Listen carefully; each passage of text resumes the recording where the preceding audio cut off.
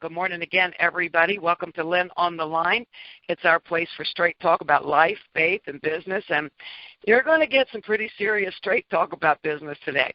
And I hope you have your steel-toed boots on and that we'll still be friends when I finish with the message. And always remember, my goal is to grow you, not to offend you, right? It's a magnificent day in Virginia today. We have some unseasonably warmer weather this year. It's kind of been crazy. Days in the 50s and 60s in February. It was about 60. It'll be about 65 today, and it's sunny and beautiful. And things are beginning to bud around here. You know, when the weather turned, even in February, a lot of the trees started budding. And since we've been known to get snow, even as late as Easter, there's a chance those buds will be killed off by frost before it's all said and done. But there's not much we can do about that, is there? You know, thank you all for your prayers for my son who was in a car accident last week. If you saw the pictures online, you know what a mighty God I serve, you know, one that protected him. It's just amazing. You know, he works at Mount Weather. It's a high elevation there, and the mountain road to work sometimes has ice on it because of the elevation, and it's, you don't expect to see it. He hit black ice, which is ice you don't see on the black surface, right, in his 10-day-old car, and it was totaled just like that. But thank the Lord, he only got a concussion, some very painful muscles. God is so good to have spared him. The son struggled with a few things, but one of those things was beating himself up about that 10-day-old car being totaled. But there's not much that he could do about it, is there? You know, this past week or so, I found myself speaking the serenity prayer. You know, God grant me the serenity to accept the things I cannot change, courage to change the things I can, and the wisdom to know the difference. A powerful reminder to keep things in perspective in every area of life. You know, when you're in the business of sales, that prayer comes in handy really, really often. There are some things we simply can't change. Some things we can change if we have the courage, and we all need to have the wisdom to know the difference. You know, because of the Internet, thanks to that, I'm seeing more and more people speaking up about somebody stealing their customer. You know, I want to make it clear, I'm not talking about underhanded things, you know, where people discount a product or something to persuade somebody to work with them. I'm just talking about straight out somebody getting a customer. And no matter what you sell, guys, homes, computers, insurance, mortgages, cars, or health products, every once in a while, someone will snag a potential customer, and all, you know what, breaks loose. So the message for you today was inspired by these business conflicts. Some you can change, some you can't change, and you need to have the wisdom to know the difference. And it's entitled Meet or Meet. You know, if you're in sales, again, of any kind, then you should know by now that you're in the people business. You're in the business of building relationships more than anything else, or at least you should be. You know, when you meet a potential customer, the most important aspect of your interaction should always be build a relationship and not selling a product. People buy you, and they buy based on, you know, emotion. So that's the first thing you need to be working on, not hustling a product. A relationship will last well beyond the transaction, and it will often lead to many other interactions with that person if you know how to nurture it. A sale is a sale. It's short-lived. It's done. The more intent you are on building a relationship with your customer, the less likely you are to have them go off to someone else to buy from or to work with. In real estate, we know that until a house is listed, it's open game. When the agent builds a relationship on the front end, no matter what all the rest of us do to try to get that listing, it won't work because they have it secured even though it isn't secured yet. Too bad it's not a civilized overall in a sales industry. So often I read or I hear about two people battling over that customer. One believes they're entitled to the customer because they met them once or they handed them a brochure or a card or something like that at some point. It's almost as if they think they've branded them, you know, like you do a cow, or they have a tattoo on their forehead.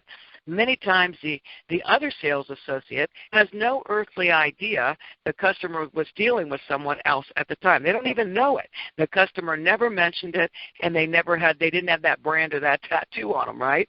And the fight over the customer begins. Insults and unprofessionalism flows, and pretty soon the needs of the customer are thrown under the bus, and they're fought over like a piece of meat. Listen, I want to encourage you to consider a few things when this happens. Number one, nobody belongs to anybody until a sale is made. I know you don't want to hear that, but I come out of real estate, and I know what the truth is. It's not done till it's done. If you drop the ball, in follow-up, or if you fail to build a relationship, if you fail to stay on that person, then it's you should be mad at, and not the one who had no idea you were even working with the customer. The serenity prayer, again, you have this, grant me the serenity to accept the things I cannot change, courage to change the things I can, and the wisdom to know the difference. The customer, the client, has the right to align with whomever they want to align with. They are not a piece of meat, and they aren't without the luxury of a decision. They aren't held hostage by the one they met at some point way down the road, right? And they never, ever should be involved in those battles, period. If you want to give your business, your industry, a really bad name, while around in the mud with each other over a human being as if they're a piece of meat. I sure wouldn't want to join in this business at all if I experienced that. And I did get a little glimmer of it, by the way. Way back then, somebody had sent me an email. I knew this person from real estate. They sent me an email to invite me to a business meeting. And they didn't explain it. They could have picked up the phone. I knew this person for a long time, not like we were best friends, but had they gone the extra mile and picked the phone up and explained and invited me, maybe I would have even read the email. Somebody else picked up the phone, and I went to that meeting, and those two started scrapping over who I belonged to until I set them straight, right? I definitely let them know from a real estate standpoint, that I don't belong to anybody. In real estate, I want to give you a couple of examples here. For instance, in real estate, I listed a property once a long time ago, and it was a great property. It was going to lead to a great payday for me. The client reached out to me. The house wasn't listed. But it didn't take long for me to hear from an agent who hit me with both barrels about how that listing belonged to her. As it turned out, she had met this seller. They actually met at a Chamber of Commerce mixer, and the agent said, I'm in real estate, gave the person her card. The client said, we're thinking about putting our house on the market, and that was it. That agent never called her, never set up a meeting, never pursued it, and yet when that listing went out the window and it came over my way, she hit me with both barrels. Next, this industry, again, that person sent me that email, and they were fighting over me like a piece of meat. If you want to look like an unprofessional, my goodness, get involved in that kind of thing. But I set those people straight, and I set people straight every day dealing with the same problem. But what about all those people, that we deal with who don't understand the industry? They don't even understand how all this stuff works, and they get caught up in a battle between two dogs fighting over them like a piece of meat. They don't even know how it works. I want to make it clear again that I'm not referring to people doing underhanded things, like offering those discounts and persuasion, that kind of thing. One of the greatest lessons you learn in the real estate industry is the importance of ethics. So I'm never okay with underhanded. I'm talking about a human being that meets someone, bonds with them, begins to run with them, and they get shot down for cheating out of someone else out of a sale. Who do you think you are to do your dirty laundry in front of a customer? You make it everybody look bad. It all comes down to just a few things. Number one, you need to learn to influence, to have an impact on the life of another human being, to lock arms with them, to build trust with them. That takes time and more attention toward building a relationship than it does over you making a deal. If you fail to do that part, don't be surprised when someone you met, one time or shared something with at some point, just like that real estate agent. Just because she handed a card didn't mean that was her client. If you do all those things, but you failed to build a relationship or to bond with, that person who goes off with someone else, that they disconnected with them, right? That's not the problem of the agent or the client. That one belongs to you. If you fail to do all those things it takes to build relationship, what you do, what you say, and how you reflect, it reflects on the entire tribe of us. When you lose your professionalism to fight over a customer like dogs fight over a piece of meat, you reflect poorly on all of us. If you need a lesson on professionalism, on etiquette, on negotiation, or anything else in between, then you need to go get it. In the meantime, just remember, God grant me the serenity to accept the things I cannot change. When that stuff happens, somebody buys from somebody else, you aren't going to change it. So take the high road, put on your professional hat, and learn to do your job just a little bit better next time. Customers are human beings. They're not transactions. They might result in money, but they should never be looked at as a transaction. They have every right to connect with someone else. They have every right as a human being to spend their hard-earned money wherever they want to spend it. They have every right to choose who they want to work with. And the same as they do in real estate, right? They don't belong to anyone until they purchase, they sign up, or whatever, and it will always come down to that relationship. People buy from or buy into people they trust, and when these people they have a bond with. That's what you have to work on. So if you want to be sure that never happens, then you better be focused more on how to deal with people, how to build relationships, than all that other stuff you focus on. And God forbid, when that happens, and it will happen at some point if you'd work in your business, when someone you met along the way ends up buying from someone else, then you need to look you in the mirror. And again, I'm not talking about underhanded things, but you need to look you in the mirror, and you need to say that part of the serenity prayer. God, grant me the serenity to accept the things I cannot change, courage to change the things I can, and the wisdom to know the difference. When that happens, you need to accept the fact that you lost one. You need to own up when you drop the ball and don't follow up. You need to take that as a hard lesson for what happens when you choose to look at a customer as a piece of meat instead of a human being that you should have built a relationship. When that happens, look at how you have how you could have made things different, and then how you could have had a different ending. And stop fighting over people like a piece of meat. Stop gouging the eyes out of one of your fellow associates, on the internet for all the world to see. Stop slinging mud as you set out to destroy someone else. And oftentimes, that person never was even told you existed. There's plenty of business out there. There are countless opportunities out there. There are millions of people that you can pursue for your products or services. But unless you learn to influence, to bond, and to build, and to follow up forever, this kind of thing is going to continue to happen to you. That's where the courage to change the things you can comes in. Remember, you meet somebody like that agent at a Chamber of Commerce mixer and hand them your card, you have not tattooed them and branded them to belong to you. It doesn't work that way. So we're all in business, and it's time to act like it. Nothing makes me want to run far and wide from this industry than when I see two people fighting over a human being like a piece of meat. And I'm sure I'm not alone. So, guys, you got to do your job.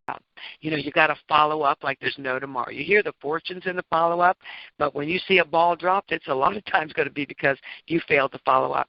You need to be a person of excellence. You need to understand that people buy from you.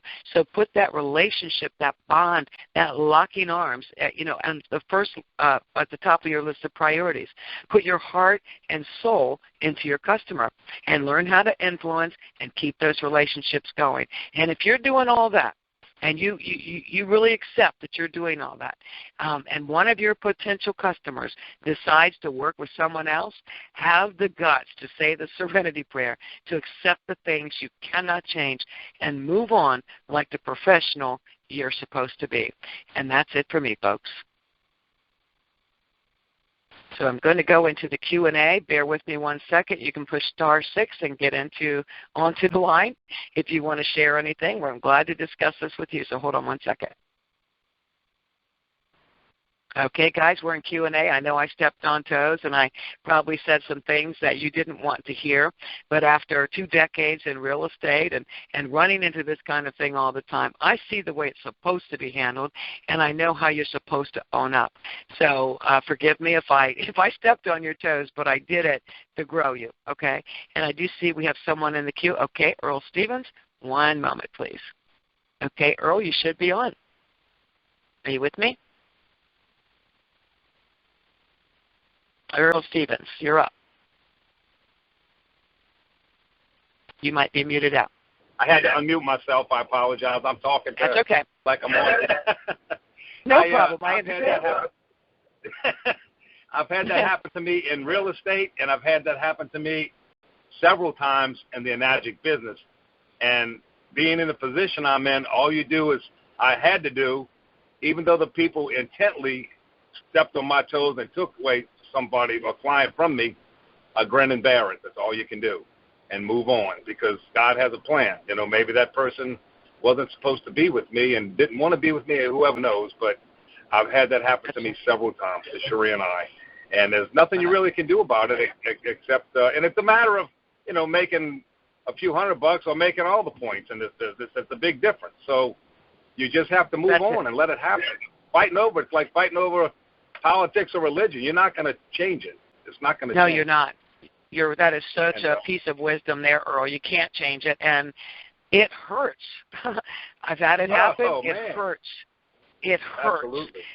But when you step back and say, okay, it's done, and I don't think it was the right thing necessarily, but it's done, I can't change it, you find your peace, and you also shine like the stars. So it'll come back. It'll come back to the people if they're doing underhanded things. Unfortunately, that will come back to them, and it'll come back to you in a double blessing because you handled it, the way people should be handled. So thank you for that, Earl. I know it hurts, and it makes you mad and everything else. But at the end of the day, we're professionals, and we need to act like it. And I want to share this to everyone on the line. Lynn, the water stores are popping up everywhere, and I just want to warn everyone, if you do have a client that you're going to send to a water store, stay in touch with them 100%, because it's very easy when they go to these water stores to stand there and become friends with the person at the water store, answering their questions, getting involved with them. It takes a while to fill those jugs, and they build a relationship, and next thing you know, man, I don't want to do a business with you. I want to do business with the person at the water store. And we at our store protect that. I don't let that happen as much as possible. And because we certainly inquire from everyone, how'd you find out about us, who sent you here, blah, blah, blah. And it's written on their cards and stuff. So we keep it separated. But there are some people who will take advantage of that. And there's some people in my area that have stores that have taken advantage of that. So just beware. Stay in touch, like Ken said. Become a friend. And befriend them, stay in touch constantly with them, and then that can alleviate that problem for sure. Yes, that's absolutely right. In the early days, Earl, I did the water share thing. I was getting leads online, trying to develop a relationship, and then I found somebody 3 times, different people for them to share water with. I'm good at what I do. I follow it up. Every other day I'm talking to the people. I'm good at what I do. I'd offered out a point to the people helping, so I wasn't going to just ask them to serve me for nothing. And all 3 times those people bought from that person. And, they bonded with them. What was I going to do? There's nothing I could do. So I quit water sharing for that reason. I don't think that everybody's a thief. I'm not saying that, but the person bonded with the one sharing with them. And there's nothing we can do about it except be happy for them and go on. And so, you do have to do it. And water stores have your own challenges. There are some things, that y'all can do to safeguard. We can talk about that at some point. But, yeah, it's fighting over it, guys. You make us all look so ridiculous. Please stop it. It's a lose-lose. It's a lose-lose for all situation. Of us. You're going to lose. That's right. It is. Thank you, Lynn. Earl. I just treasure you so much. Thanks for being on the call. Thank you. I treasure you also. Okay, I think we have Debbie Lovelace, our Georgia Peach, up next. Debbie, are you with me? I am. Can you hear me? I can. Thank you. Thank you so much for your message. Part of your message kind of goes back to some of my original teaching, and it kind of goes against what I was taught.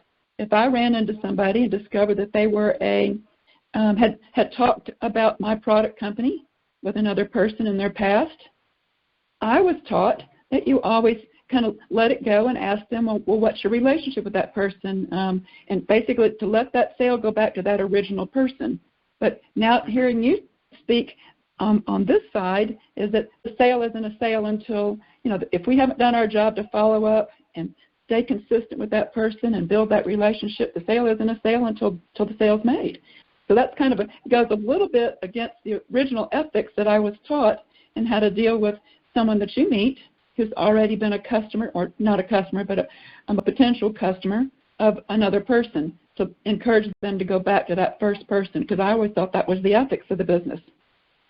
Well, that's what we would all like to be. It's not, from a business standpoint, there's nothing unethical. But, as a professional courtesy, if somebody said, oh, yeah, somebody shared this with me a while back, then, of course, you say, oh, so what happened, and try to figure out. Sometimes they'll say, I don't remember their name. I never heard from them again, or whatever. You think I'm going to say, if they said that, for instance, well, I don't know, I don't remember, I never heard from them again. You think I'm going to say, well, go hunt them down. They dropped you like a hot potato. Once you go, no, I'm not going to do that. That person Right. did not do their job. Most of the time, though, what happens is they don't say anything. You don't have a clue that they dealt with somebody else, and until you get way down the road, and then you've made a bond, and then we treat this as an unprofessional industry and say, oh, you've got to go back to the person who originally talked to. That is not the way business is done. And the onus of the responsibility always comes down to us. Did we follow up? Did we do our part? The 3 water shares that I told you about, believe me, I did my part. I'm pretty good at what I do. But those people bonded with the people, sharing with them. And so it took the high road and didn't complain, didn't wallow in the mud. You do have to do your part. If somebody brings up, I remember hearing about this, and, ask a couple of questions and see whatever happened with that. And usually you're going to hear them say, well, I never heard from them, or, we never got together, or they never sent me what they said they were going to send me, or they never called me back to make the appointment. You're going to hear where somebody dropped the ball. So I'm sorry. From a real estate person's perspective, no, I wouldn't hunt down that agent and say, the person you never followed up with, well, they just tried to meet with me, but they're yours. Come on. That's not even doing a fair job to the customer because they were dropped. So you do have to ask some questions. You do have to have the right heart, and you need to be sure that you're always handling things the way they should be handled. But you don't owe it to somebody to say that person you met 3 years ago and you handed a business card to, well, they tried to work with me, but I rejected them and told them they have to work with you. What is going to come out of that? Because they are human beings. They deserve to work with whoever they want to work with. They deserve that. You deserve it. I deserve it. And they deserve it. And so it comes down to us. So it comes down to us doing our part and being sure our heart is right. Not like, oh, good, I got another one, and I don't want to know anything about who they dealt with. No, we've got to have the right heart. But if they got dropped like a hot potato, and somebody somewhere, like that agent at a chamber mixer, handed them a card, all bets are off. They didn't do their job. They didn't do it. I did have a situation several years ago. I met at an Enagic event. I met a lady. She was looking for some nutritional help, and I just piped in. And in that conversation, she ended up coming back to me later on to say, hey, I want to know more about what it is that I was talking about. But I also learned that someone had bought her ticket to that event. And somewhere along the line, she was talking about wanting to get a machine. I said, well, you need to go back to the person that, bought your ticket. Or what is that relationship? Tell me more. And I was told that particular sales representative had not, she did not know how to contact this person, had not followed up with her. And I thought, well, okay. So if she ever decides to buy, then I won't feel bad about taking that sale. And so eventually she did buy. And but I did learn much later on who that person was, and I was chastised a little bit about that should have never have built the relationship that I did with her over another product. And so, but I thought, well, gosh, if you had done your part to stay in contact with her, then that's right. wouldn't have lost the sale. That's the way to look at it. And if you ask questions, if they do bring it up, and you ask questions, that's almost what you'll hear every single time. I never heard from them again. They never sent me stuff they said. They were going to call me, but they never did. No, I'm sorry. I'm sorry. They're not deserving of that business. And so when we go through the extra mile, get back. It's kind of funny. I remember several years ago doing webinars. I wasn't using Zoom. I was using GoToWebinar. And, of course, you can see the people registered. And I was doing calls just, for everybody to invite guests to. And I remember, people saying, well, at the end of the call, you should say, get back to the person who invited you. You'll notice I never say that. You know why? Because I think you should know if your person was on the call. I think you should follow up with your person who was on the call. It's not up to me. I'm out there trying to bless the world with a call. It's not up to me to police the people on the call. It's up to you. You invited them to the call, you call them. But we tend to say that, get back to the person who invited you. No, y'all get back to the people you invited. You guys do your follow-up. That's up to you to do your job. It's not up to me to do your job. And so that kind of thing happens all the time where we think, oh, well, they'll call me. I invited them there. I gave them this, whatever. They're going to call me because I gave them my card. Guys, that doesn't work that way. And so you just see it a lot out there. It pains me because a lot of people don't have, experience like I do in real estate or something like that, where they see you got to accept the things you can't change. And you got to have the courage to understand what things you can change to prevent that from happening. But what you don't do is treat a human being with rights and feelings and emotions like a piece of meat, like they don't have the right to spend their money where they want to spend it. You wouldn't like that, and I wouldn't like it. So they should never be treated that way. They should never get mixed up in our business. Well, thank you for your thoughts. And just like Earl was talking about in the water store, I've certainly had people, and you mentioned I've certainly had people that I've sent some of my potential, just because they were available in their area to share water with. I've lost a couple of sales because of just that, and I've learned, no, we're not going to ask for water shares because they do build the relationship with that person. Absolutely, and you really can't blame them. Again, the person bonds with them. Your relationship or business is done based on emotion, and they bond with them. And I can remember when, we were doing a lot of water shares here, and I work from home, so a lot of people, my team people, would send people to me. They were working jobs, I was working this. And almost always that person would say, I really feel like I should buy from you because you're the one blessing me with this. And I would say, no. I said it straight and made it happen, right? But even though we're all working together, I was the one they perceived as blessing them, right? So y'all got to be real. This is business, okay? Real estate, you wouldn't send a competing realtor out with your client to show them houses and trust that they would bring it back to you. It doesn't happen that way. It's not even reasonable to think that a business should run that way. So the onus always comes back down on us. Do your part. Be a person of excellence. Do everything in your power. And then, like Earl said, then if it happens and it goes against you, let it go. Yeah. You got to accept the things you can't change. But it does make you kind of think a little differently, or at least I hope it does, about how you handle people out there.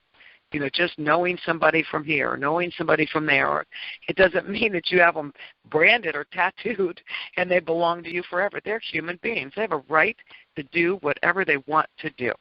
And if we learn how to influence and we do our job, they're going to want to work with us.